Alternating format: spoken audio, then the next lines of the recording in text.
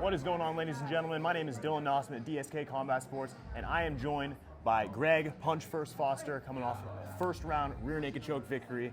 First of all, man, you told me yesterday you were going to get the job done. Now you did it. How are you feeling after that fight, man? Feeling great, man. It's always good to, just kind of reap the benefits of the work that you put in, So I've been working hard. I've been at the sport a long time. It's been a long journey. Just to go in there and perform, I always want finishes, Like, absolutely. I'm always mentally, physically ready for a 3-round war, and I got it in me, but I want finishes. So to go in there and get a finish, I'm super happy with that. Absolutely. Well, despite it only being a few minutes in that first round, it was definitely a war as long as it lasted. Yeah. You guys were trading nasty low kicks. How's that thigh of yours feeling? It was getting pretty red there for a minute. Thigh feels good. Desmond's pretty thick. He's got some big-ass legs, so feeling pretty good right now, but we're good, man. Yeah.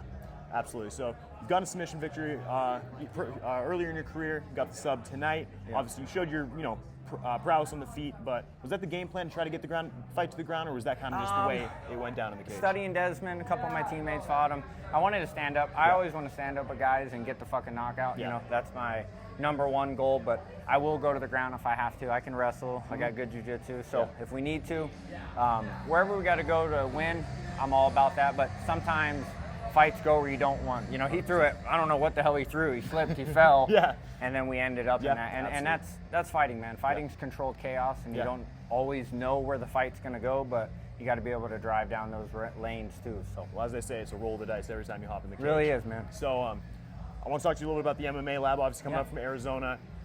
Hugely successful team. I mean, you see them every promotion around the country, getting wins. What does it mean to be part of such a well-known, not only just well-known team, but such a successful team with guys of all levels, from regional all the way up to the UFC, and have that, opportunity to have that kind of room to train? It's huge, man. I've been following the lab since I started training in 2010, 11, and they've been one of the best gyms in the world for the past 18 years. And the thing that's different with the MMA lab is they breed amateurs to early pros into the UFC. A lot of these gyms, they just bring in guys. They pay them to come in, they do their camps there, and they're doing them. So we have a really great culture at the MMA lab. We build guys up, and we're truly a family, and we all put in work together.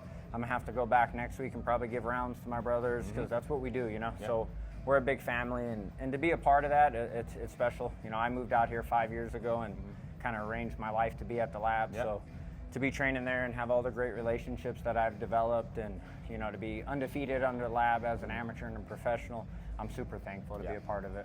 Absolutely. Well, you've now moved to 5-0 in your pro career, undefeated, 2 of those finishes.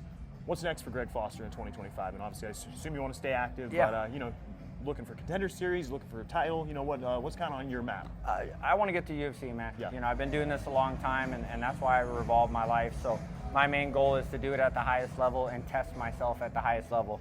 If we're not going to do that, to me, there's really not a point to do it. So I probably need a couple more wins, like that to get into the UFC. At that point, I'd be 6-7-0. My last loss was in 2014. Fun fact, look up to who it was. Sean O'Malley there, and so look at the lab now. So so get to 6-7-0, get a couple more good performances, and then just go in there and do it, man. Absolutely. Well, congratulations on the win tonight, Greg. Thanks so much, brother. Appreciate it.